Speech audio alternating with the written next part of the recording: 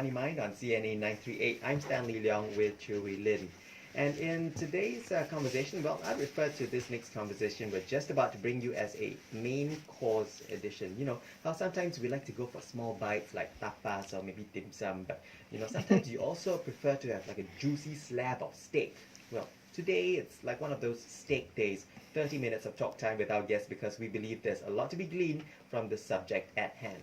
And that subject is leadership. It's even more urgent to discuss leadership given that you and I operate in a D&D era, which stands for disruptive and digital-driven era. Now, with so much changing, there is a need to address the problem of ill-equipped leaders for and from the next generation, and that's probably why our guest decided to publish his thoughts and research in a book. That's right. The book's titled Transforming the Next Generation of Leaders, Developing Future Leaders for a Disruptive Digital Era of the Fourth Industrial Revolution. And it's written by seasoned executive coach and global leadership development practitioner, Professor Sata Bharwani. Now, Sata is Chief Executive Officer at the Center for Executive Education Global, or CEE Global. He's also a certified C-suite master executive coach with Executive Development Associates. And he bagged late in 2019, last year in November, the Executive of the Year for Human Resources Consulting Award, and that was at the Singapore Business Review's Management Excellence Award. If you'd like to get in on our conversation, please feel free to call through as we discuss leadership for the next generation at 669-11938 or text us, WhatsApp us if you like, at 963-11938. Sata, welcome to Money Mind. It's been a long time since we last spoke. Yes, How indeed. have you been? Yeah, Good I'm morning. great, Stanley. Thank you so much to both you and William for having me here again.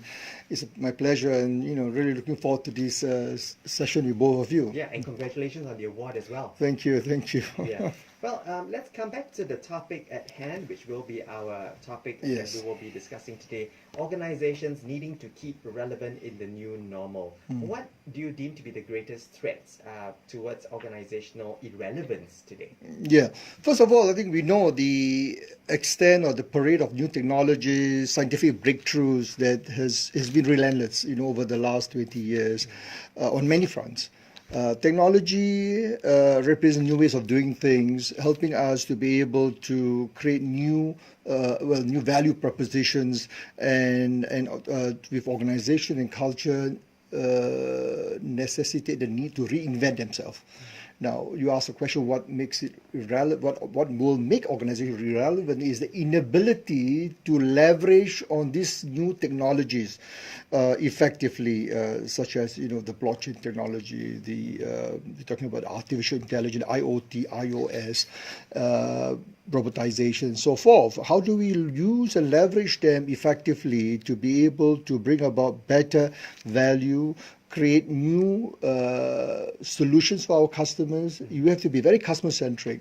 So what is happening, many organizations are being left out. Many organizations have failed to be able to master that more effectively because their leadership is all boils down to leadership and culture. And this is what in my research that I have published, that we find that a lot of organizations worldwide, across the US, Europe, in Asia, including Singapore, the primary factor is they're not able to understand the evolving technology, use those technology to help them to create new sustainable competitive advantage will position them well ahead than competitors. Right. And interestingly, this also applies to government, policy makers, societies, non-governmental organizations all have a role to play. So Singapore, for example, has been in the forefront, has been very successful in leveraging technology, looking at our nation digital blueprint, our digital transformation master plan. I think we, along with Korea, for example, and Japan, and China, and now recently my trip to Japan has demonstrated several trips to Japan. They and also to lately to Vietnam. What I found interesting in Vietnam, many of the organizations are so hungry, Stanley, William. They wanted to know what can we do now to ensure that we will survive the next 20, 30 years. So our organization will survive. So it's about leveraging on technology, creating new value proposition to allow you to create new sustainable competitive advantage to master or to prosper in the future for your customers. Right. So if organizations are going to be irrelevant, it's a people problem. Exactly. Essentially, right? Yeah, exactly. So this is the way in my book I talk about putting people before process and technology. So when we talk to a lot of, in my work as a C-suite executive coach and as a leadership development consultant trainer, in talking to a lot of CEO, C-suite business leader, one of the most important observation that I come across is that people tend to focus a lot on technology. See, technology is only an enabler. Technology is an enabler, but we must always remember the role of technology is to allow us, organizations and people within organizations, to make the systems and processes simpler to deliver value for our customers, making our internal customers, employee, equip them with the right skill, prepare them on how to use the technology, upskill, reskill. Our government has a lot, skills future, a lot of programming, upskilling, reskilling, and helping them. So technology should not be the primary focus in organization. Well, we need to understand technology, but we need to focus on the people. So remember this PPT. So sounds like PowerPoint. Remember PPT? I remember PPT. Yeah. What is PPT? Yeah, people over process and technology. So this is a very important mantra. If you follow that, you can never get wrong. Get the people right. And I'll give you later examples of companies have done it right. You talked about having the emphasis on people, Yeah. process, and technology. So how do you develop future leaders among the people that you have? And I guess with a lot of baby boomers at the stage of retirement, how do you train up the next generation? Well, this is part of what we call the succession planning. We need to first of all, we need to understand very clearly the fourth industrial revolution. In my book, we talk about transforming, developing the future leaders, or we call it next generation leaders for the fourth industrial revolution, which are already in. Let me get very quickly. The first industrial revolution started in the late 1800s, where water and steam generate what we call the production, mass production. Then we have the second industrial revolution, where we look at electricity. We generate, automation. Then you have the third industrial revolution back in the 60s, 70s, where computing, automation, becoming the cornerstone of any production, manufacturing strategy. And now, of course, we come to the current one, which is the fourth industrial revolution, building upon the third industrial revolution, where the focus is on the fusion, the confluence of technology, but robotic, iOS, which is Internet of System, Internet of IoT, Internet of Things. We talk about big data, blockchain technology, nanotechnology in medical, biomedical, and basically there's a confluence. If I were to rephrase Klaus Schwab from World Economic Forum, he says that WEF can be seen as a confluence, or a blur the line between the physical world, the digital world, and the biological world. And this is a reality, what's happening out there in the workplace. If you look at what's happening in Wuhan, the nanovirus, how are we responding? This is example of what we call the VUCA, the volatility, uncertainty, complexity, ambiguity. It's chaotic. A lot of people are not ready. Organizations are not ready how to respond. Government are not ready. A lot of confusion. People are not ready for such. In Singapore, we are quite much based on what the government is saying. We are better prepared based on our past experience. And that's important now. The question is, how do you prepare these leaders? We need to define what are the next set of competencies that is going to drive success. Because of this volatility, uncertainty, complexity, ambiguity, it creates a new business environment, a new workplace where you need to have first clarity of vision. They must be very clearly, you must be able to articulate clearly what do you expect your people to do in times of such chaotic environment. There must be clarity of vision. Second, you must be able to clearly articulate or clearly understand. Once you articulate the vision, you need to understand what does it take to succeed? What does it take to address? What does it mean? It means that you need to be able to leverage on all the data, the information. You need to have what we call the ability to connect the dots, so to speak. Make sense of all the information that you have at hand. Exactly, Stanley, because there's so much information that is happening that we are getting from the Chinese government, from the US, from the CDC, from the various health community health professionals. So how do we make use and understand that? Third is about developing the ability to listen, understand from the employee, what are their frustrations, what are their challenges. If you look at the example, I'm using the Wuhan for example, in Which Wuhan. is a good example. Yeah, you look at the front health, the workers in the front line.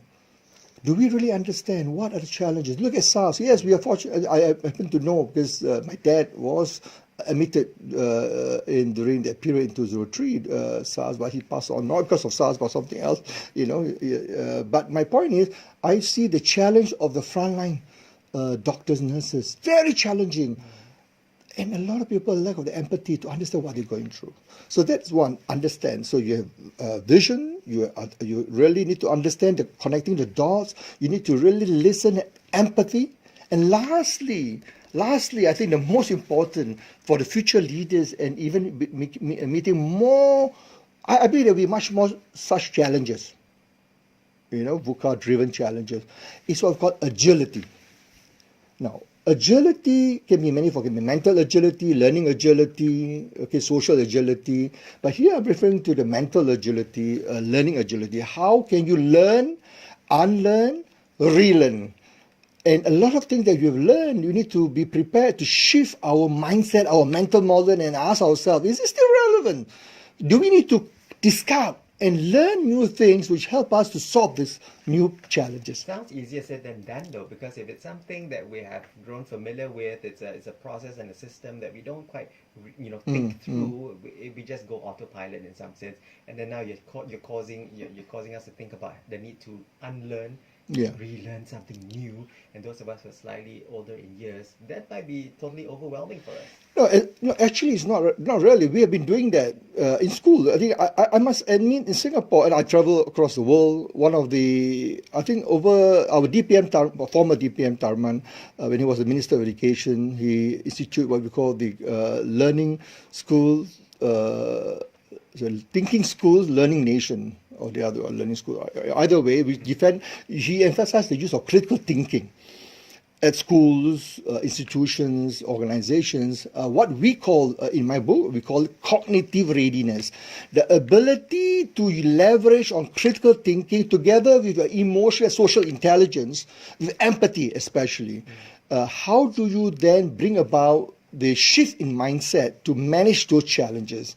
A very good example I give a case study is Microsoft. The CEO Satya Nadella. Satya Nadella is one of the all-time, greatest CEO. In my view, he has been transformational in terms of developing Microsoft today over the last 5 years, since he took on after Bill Gates and Steve Ballmer. And he emphasized the importance of learning agility, empathy, to drive Microsoft to thrive in the VUCA-driven, highly disruptive era of the fourth industrial revolution. So it can be done. It can be done, and it has been done, and I believe we can do it. We can do it. Stay tuned. We got more tips on how you can do it. Professor Satya Bhawani is speaking with us here on Money Mind. He is Chief Executive Officer at CEE Global. CEE stands for Center for Executive Education. If you've got a question for our guest today, we'd love to hear you out, and you can text us or WhatsApp us a message or question at 963-11938. Or call through as you tune into our conversation today, discussing the transformation that needs to happen for next generation leaders at your organization. Our number is 669-11938. Today we are speaking with Professor Satya Bhawani. He is Chief Executive Officer at the Center for Executive Education Global. Satya is also a certified C-suite master executive coach with Executive Development Associates. Now, his expertise spans 30 years in international business management, including 20 years in executive coaching, group facilitation, leadership development and training. And he's also worked with global management consulting firms like Mercer HR Consulting, Hay Group, and DBM.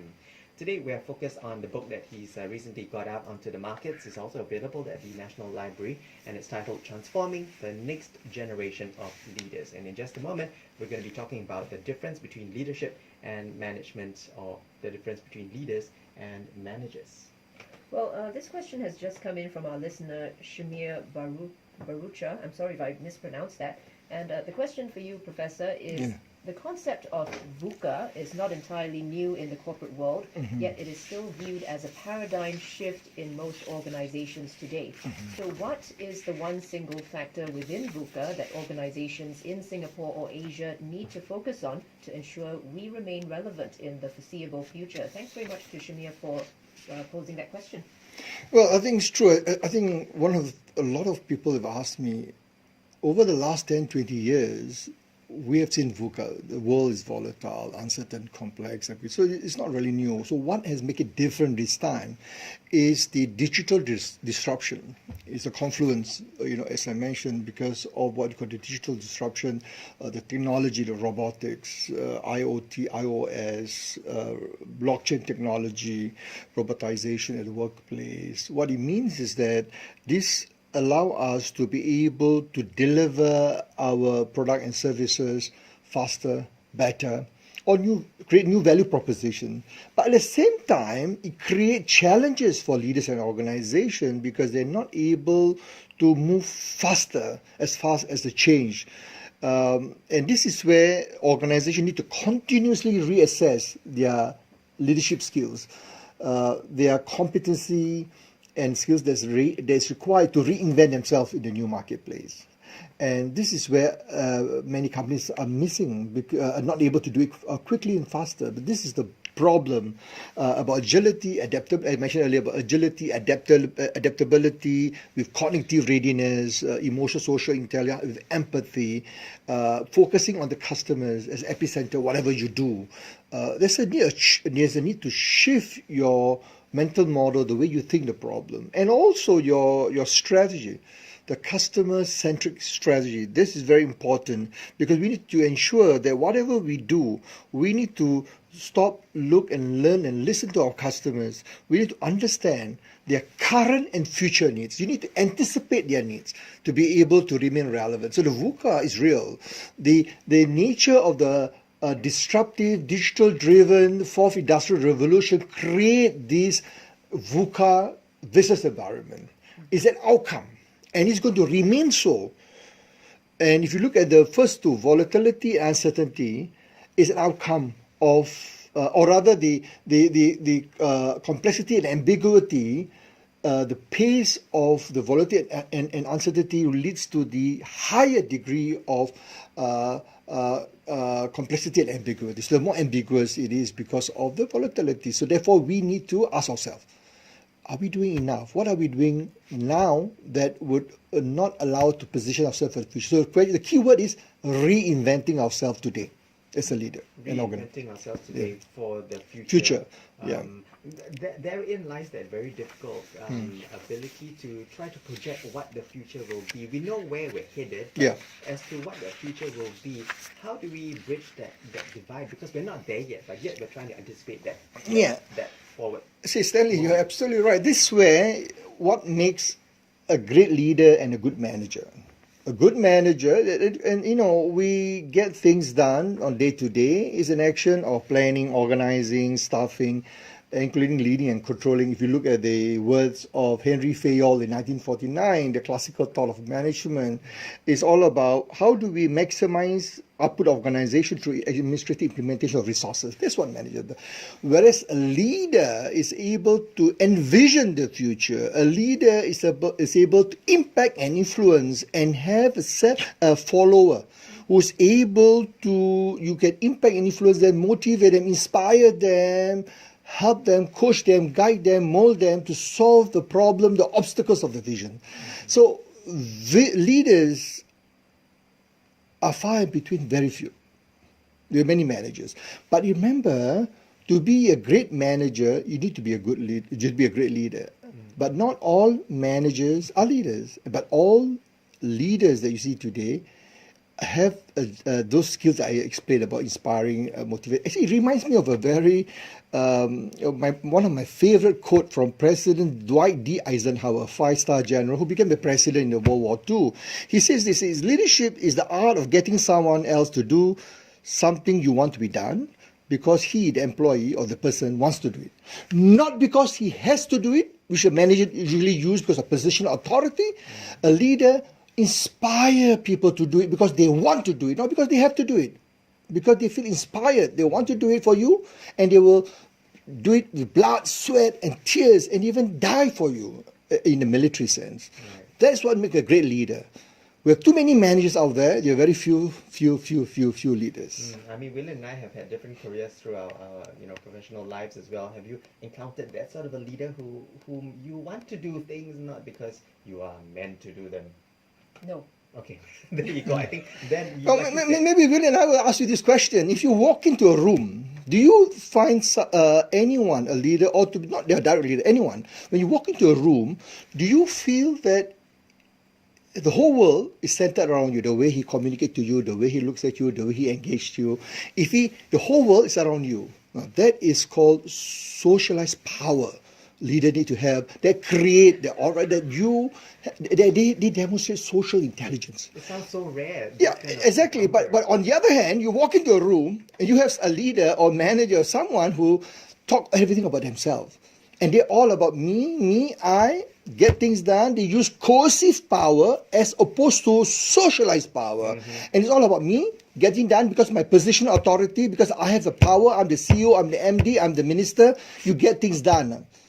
Don't no question ask, the dictatorial style of leadership. It doesn't work anymore.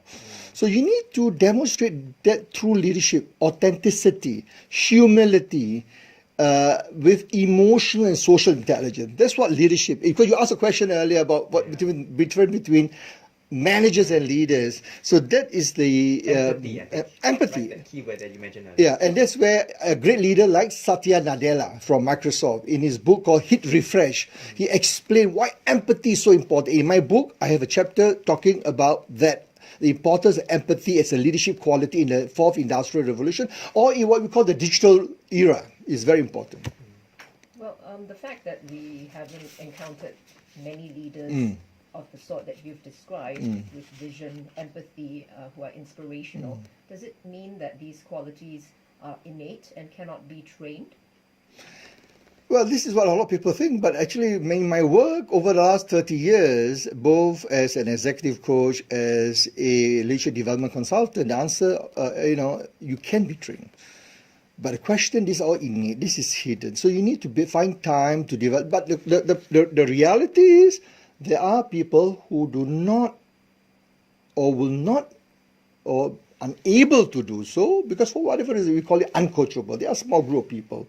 For whatever you try very hard, giving them feedback, coaching them, helping them, giving mentor, give them support.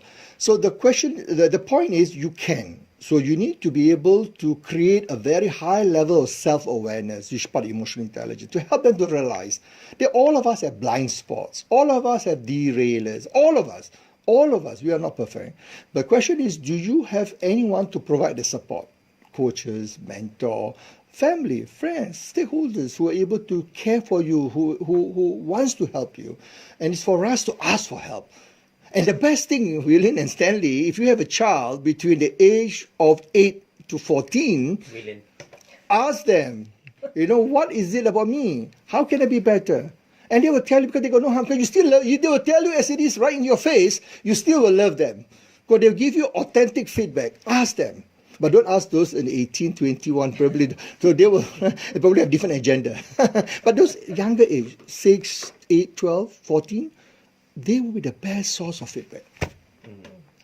Well, once again, we invite you to text in or WhatsApp your questions in at 963-11938 as we have several more minutes with our guest today, Professor Sata Bhawani, who is the author of Transforming the Next Generation of Leaders. Now, you write in your book, Sata, about the need to identify high potential next-gen leaders within an organization whom we can develop. Now, what are some of these attributes of these high potentials that have leadership qualities? Yeah, I think, thanks, Stanley. I think most important, we need to understand in the context of organizational development, what do you mean by potential? Yeah, potential. In my book, I talk about whether someone will have the ability or the propensity to succeed in a bigger role in the future, leadership role in the future, ability to handle what do you call a greater responsibility in terms of scale and scope. You can be a marketing manager now, but can you handle more complex other function at your level, current level? Or we talk about complexity, more breadth in terms of sustainability. Can you stretch the person to do other things beyond the current level? So when we talk about high potential, one of the things, how do you identify? How do you look for some traits and look out for these few traits?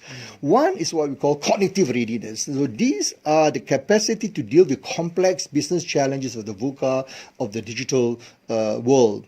What do you mean by that? They must be able to think critically. They must be able to have strategic thinking skills, complex problem solving, decision making. These are all has been identified as well. Besides my research by EDA and CE, also WEF, World Economic Forum, has identified the top 3 to top 5 skills as critical thinking, complex problem solving.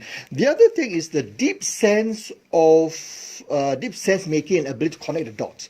So if you look at someone, whether he has a potential, you look at the situation, you look at the information that you give him, he's able to derive insights. And, what does it mean?